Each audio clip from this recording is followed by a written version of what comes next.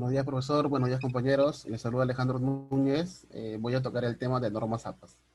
Una breve introducción. Las normas APAS son hoy en día uno de los estándares más reconocidos para la transmisión del conocimiento y académico.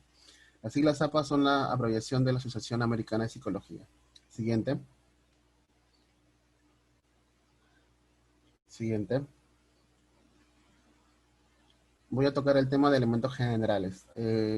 Como primer punto, página de portada, tenemos que el título, el nombre del autor, la afiliación institucional, notas del autor. Tenemos dos ejemplos, estudiante y uno profesional. Siguiente. Tenemos resumen, introducción, método, contenido. Aquí van a ir las tablas y las figuras, resultados y conclusiones, anexo y referencia. Siguiente. Márgenes, se va a respetar 2.54 centímetros, tanto en la parte superior, inferior y los extremos. Siguiente. Tenemos dos fuentes a utilizar para documentos digitales y documentos impresos.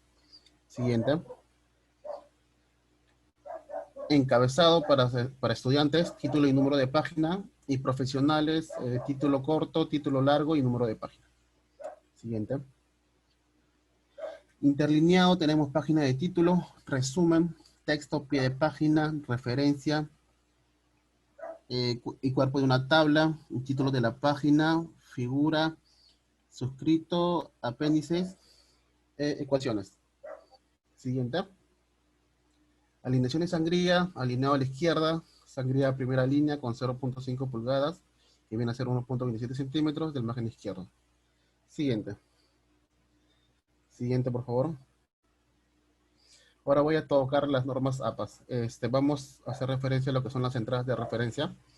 En este caso son 4 referencias importantes, que es el autor, fecha y título y fuente. Tenemos también lo que son puntuaciones en las entradas. Cada elemento debe de comenzar con la terminación de un punto. No se coloca punto después de un DOI o una página web. Entre partes del mismo elemento se colocan comas o paréntesis. Debemos de verificar cuidadosamente cada referencia con la publicación original para no cometer ningún error. Siguiente. Autor. Persona o grupo de personas responsables de una obra. También son incluidos los editores, director de película, investigador principal. El formato que se va a emplear es el siguiente. Primer formato, debe ir el primer apellido, seguido de una coma, las iniciales de su nombre. En caso de que sean varios autores, el último autor va a ir mencionado antes de la letra I. Si son más de 20 autores, se registran los primeros 19, se utiliza la coma, 3 puntos, la coma y el último autor. En la parte de la ortografía se colocan los apellidos tal y como aparece en la obra. Identificación de roles, después de indicar los actores que contribuyen en la creación de la obra, se coloca su rol entre paréntesis. En caso de que la obra no tenga autor, se coloca el nombre de la obra y la fecha entre paréntesis. Solo se utiliza la palabra anónimo cuando esta información está registrada en la obra. Siguiente. Fecha. En el formato de fecha se puede utilizar año, mes, día, estación o un rango de fechas. Las fechas deben ir entre paréntesis si la obra pertenece o se puede utilizar el mes o las estaciones después de las fechas. Fecha de recuperación se utiliza cuando la fuente es de internet con información que cambia constantemente. Puede ser un artículo de Wikipedia. Se cita de la siguiente manera: recuperado en la fecha, coma, desde, y la dirección de la página web. Sin fecha, solamente se escribe la palabra s.f entre paréntesis. Siguiente.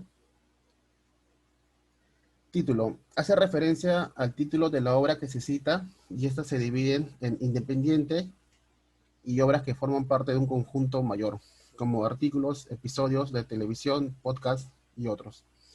El formato para obras que son independientes se utiliza cursiva, negrita y mayúscula. El número de edición, volumen, son citados después del título. para series y obras multivolumen. Eh, Forma parte de una serie de obras, se coloca el nombre de la serie y no de la obra en general. Descripción entre corchetes se utiliza cuando se cita películas, videos de YouTube, informes, fotografías. Sin título, se detalla una breve descripción entre corchetes. Siguiente. Fuentes. Vienen a ser revistas, periódicos y boletines. Fuentes periódicas, se escribe el nombre con mayúscula y cursiva y se coloca una coma después. También se coloca cursiva el número del volumen. Cuando la información es extraída de varias páginas, se coloca la primera página, guión y la última página. Publicaciones periódicas son para periódicos y blogs y solo se coloca el nombre de la obra. Número de artículo, se norma la palabra artículo y después el número. Siguiente. Fuentes de medio social, se utiliza solo cuando la fuente es original y se nombra el sitio de los medios sociales, sin cursiva. Fuente de sitio web, se utiliza cuando la fuente es de una página web y se coloca un punto después del nombre de la web, seguido de la dirección. Formato DOL y URLs, se comienza con http el número de la página, y en otro caso se utiliza la misma terminación, la palabra doi.org y el número de la página doi. Acortados, si la fuente es demasiado larga o compleja, se puede utilizar doi y URL cortadas. Sin fuente, una referencia sin una fuente recuperable no puede ser incluida en las listas de referencias. Doy pase a mi compañero. Mi nombre es Jaime Bardo. Yo lo voy a continuar exponiendo sobre las citas. Siguiente, por favor. Citas. Se dividen en dos, en citas directas y citas directas. Y a continuación le voy a explicar cada una de ellas. Siguiente. En la cita directa, el formato que tenemos es primero el autor, luego la fecha y la página. Y esto se divide en dos. En parentética tenemos primero va la idea y luego va el apellido, el año y el número de página. Y en la narrativa, primero va el apellido del autor, luego entre paréntesis el año de la publicación y al final, antepenúltimo, la idea, luego el número de página. Siguiente.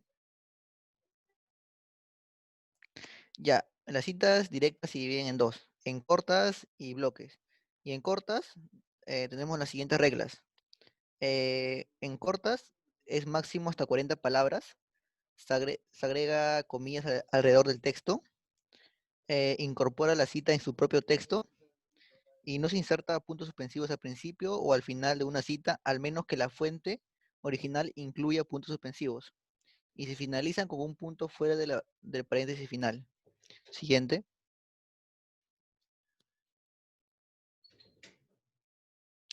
Acá tenemos un ejemplo de la cita corta. Primero la parentética, que como vemos, primero va la idea y luego al final va el apellido, el año y el número de página. Y al contrario que la narrativa, primero va el nombre, luego el año y luego la idea y al final el número de página. Siguiente. Ahora las citas directas de bloque. Estas tienen más de 40 palabras y en este caso no se utiliza comillas para encerrar la cita. Eh, Se comienza la cita de bloque en una nueva línea que se coloca con una sangría a todo el bloque de 1.27 centímetros del margen izquierdo. Si la cita presenta varios párrafos a partir del segundo, se añade una sangría de 1.27 centímetros en la primera línea. No se agrega un punto después de la paréntesis del cierre. Siguiente. Y acá tenemos los ejemplos en parentética y narrativa. Como vemos, en parentética igual va en el segundo párrafo con un espacio de 1.27 centímetros, que al final va el nombre, el año y el número de página. En la narrativa igual, en el segundo párrafo vemos un espacio de 1.27, pero primero va el nombre y el año, que al final de la idea va el número de página. Siguiente. La cita indirecta. En la cita indirecta su formato es autor y fecha. Y en la parentética tenemos que la idea del autor en palabras propias del investigador. Y luego el apellido y el año. Eh, y en narrativa tenemos el apellido, luego en paréntesis el año y luego la idea del autor con sus propias palabras. La cita indirecta se conoce como, con otro nombre, la paráfrasis. Siguiente. Y acá tenemos un ejemplo de la de cita indirecta en parentética y en narrativa. Primero, como vemos, primero va la idea y al finalizar va el nombre y el año. Y en la narrativa va primero el nombre y luego el año y después la idea. A continuación le paso a mi compañero. Bueno, mi Adelante. nombre es Gerson. Yo les voy a explicar esta tabla que básicamente es como un resumen de lo que se acaba de exponer. Existen tipos de citas, ¿no? Básicamente las que serían las del formato básico, también que pueden ser consideradas como formato narrativo, y las del formato paréntesis. Bueno, en el formato básico, si la cantidad de autores superan los 5 autores, es decir, de 6 para arriba, entonces se pone et al. Como en este caso se puede ver Ramírez et al 2015. Y en el caso de que ya sean, esto es en el caso de la primera cita, ¿no? En caso de aumentar más citas en el mismo texto, pues ya se pondrían, solamente se consideraría a partir del tercer autor para ponerle et al. Es decir, basta que si son de 3 autores para arriba, pues se pone et al. Y lo mismo pasa con los de formato de paréntesis. Ahora con los grupos, ya sea con abreviaciones o sin abreviaciones, si es la primera cita, se tiene que poner obligatoriamente lo que sería el nombre completo de la organización o autor corporativo, ¿no? Y similarmente pasa en lo que serían los de paréntesis, ¿no? Si ya son citas adicionales, pues en el caso de abreviaciones, pues sí se puede colocar el nombre acortado, ¿no? Bueno, modelos de referencia bibliográfica. Tenemos lo que serían las publicaciones periódicas o también consideradas revistas. Este sería el formato estándar, que básicamente consiste en el apellido del autor o autores. Luego vendría el título del artículo específico, el título de la revista en cursiva, el volumen y el número de la revista, así como las páginas y también la dirección. Bueno, acá estarían algunos ejemplos de lo que sería un artículo académico en este caso. Eh, por ejemplo, sería, en este caso el autor es Grady J. Esseger, bueno, autores en realidad, Moreno, Pérez y Jelinek. Entonces, como podemos ver acá, son varios autores y ya en ese caso se le consideraría et al porque superan la cantidad de 5 autores, ¿no? Luego vendría el título del artículo, pues en este caso, y también el título de la revista, ¿no? Y también el volumen, el número y también el número de página, y tanto así como la dirección. Bueno, esto sería un artículo de revista. Similarmente, el artículo académico se ponen los autores, en este caso la fecha de consulta, también el título el título del artículo, ¿no? Y también el título de la revista y también la dirección. Un artículo periodístico de manera similar también, el autor, la fecha de consulta, el título del artículo, el título de la revista y la dirección. Bueno, estos serían los libros. Ahí está el formato estándar, que sería libro impreso, libro en línea y libro con editor, ¿no?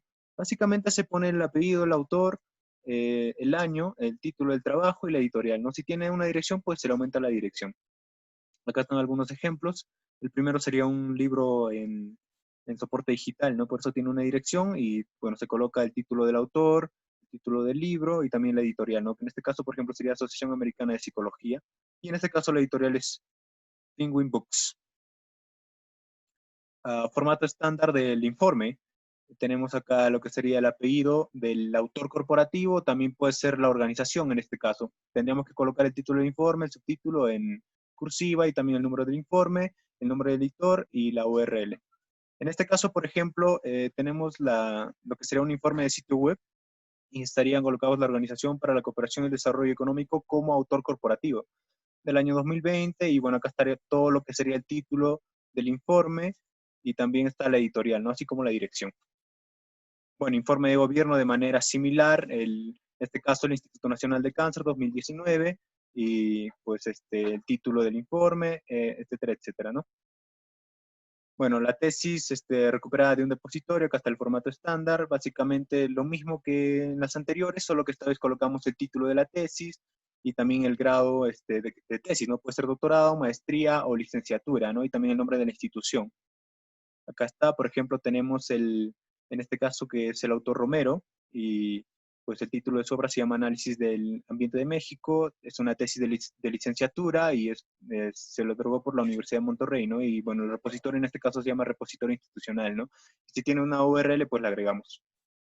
Bueno, página de sitio web, aquí está el formato estándar, básicamente se colocan los autores, fecha de consulta, el título de la página web y el nombre de la página. Si es una página que tiene varias actualizaciones, pues hay que colocar el día, mes y año en el que se consultó. Y aquí está, por ejemplo, en este caso, por ejemplo, se coloca lo que sería el título del autor, la fecha de consulta, el título de la página web, y también la fecha en la que se recupera, ¿no? Tanto como la dirección. Bueno, para redes sociales básicamente solo hay un formato, y es que hay que poner el nombre de la persona, grupo, página la que publicó, ¿no? En, pues en el soporte digital correspondiente.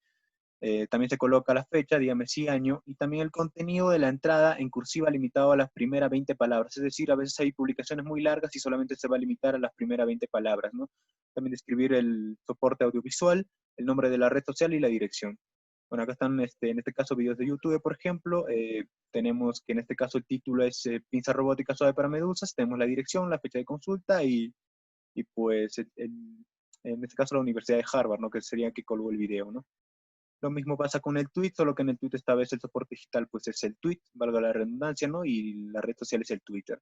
En Facebook similar, el soporte digital es Facebook, y en este caso pueden ser actualizaciones de estados, imágenes adjuntas, etcétera, ¿no? Pero todo de manera similar.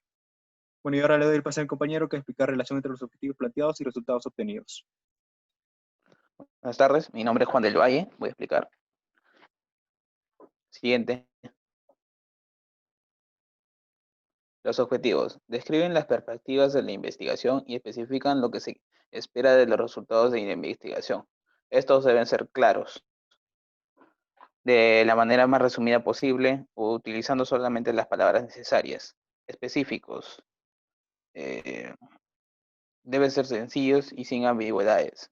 Deben ser medibles. Deben expresarse de modo tal que permitan medir las cualidades y características que caracterizan un objeto de investigación. Por último, deben ser alcanzables. Deben existir posibilidades reales de lograr los objetivos planteados. Los objetivos específicos son precisiones para alcanzarlas o consolidar el objetivo general. Estos objetivos específicos desarrollan los alcances inmediatos que plantea la razón de ser del trabajo y que pretende realizar hacia dónde se quiere llegar. Siguiente. Los resultados. Los resultados son todos los hallazgos, datos, información y estadísticas que hayas obtenido a partir de actividades realizadas de tu metodología. Debemos resaltar que los resultados deben presentarse en el orden que ya fueron planteados en los objetivos, ya que estos son los más importantes de la investigación. Asimismo, este no debe contener comentarios ni juicios de valor. Por último, la relación que existe es que el objetivo es una referencia que nos sirve para orientarnos, y mediante esa aspiración se llega a un resultado que presupone el objeto transformado, la situación propia del problema superado, como resultado del conocimiento del objeto de estudio que se investiga. En resumen, es el cumplimiento de los objetivos dependerá de los resultados. Le doy paso a mi siguiente compañero.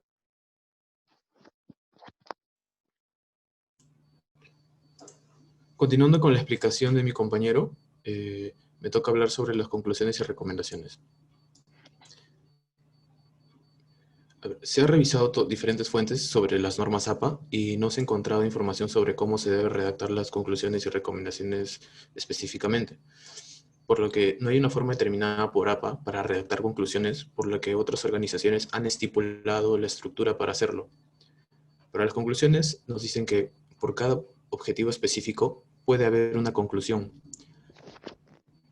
Las conclusiones deben estar acorde a los temas abordados en la investigación. Al ser las conclusiones un conjunto de acápites de la investigación, las conclusiones deben mantener un párrafo introductorio que guíen al lector a seguir la secuencia de la información, y estas tienen que manejar una extensión moderada de 1 a 4 páginas. Siguiente, compañero. Tipos de recomendaciones. Siguiente. De la misma forma, no hay una forma determinada por APA para redactar las recomendaciones que otras organizaciones han estipulado la estructura para hacerlo. A ver, usualmente no se hacen diferencias de conclusiones y recomendaciones al momento de redactar, pero sí es necesario realizar una clasificación de tipos de recomendaciones que puede haber. Siguiente. Hay 3. Recomendaciones desde el punto de vista metodológico, recomendaciones desde el punto de vista académico y recomendaciones prácticas. Las del punto de vista metodológico nos habla de la posibilidad abierta a estudios posteriores. La de punto de vista académico nos da una invitación a la institución educativa y a los colegas para que continúen la investigación sobre el tema tratado. Y las recomendaciones prácticas nos hablan de, en caso de que el estudio sea aplicativo, donde sean propuestas en busca del beneficio del objeto de estudio. Eso sería todo, compañero.